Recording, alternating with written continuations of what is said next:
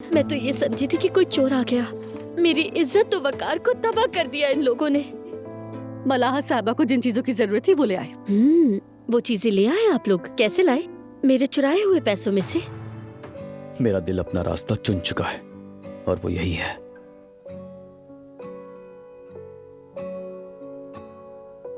तो मेरे साथ वो चालें चच्ची जान ने चली है। मैं अभी बताता हूँ उन्हें। अरे रुक जाओ, क्या कर रहे हो? क्या करने जा रहे हो ओजान?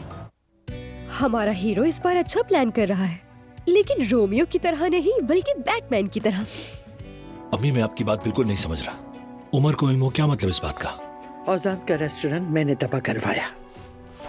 दादी जान अंदर है ना, तो अभी तक तो मैं अरे यार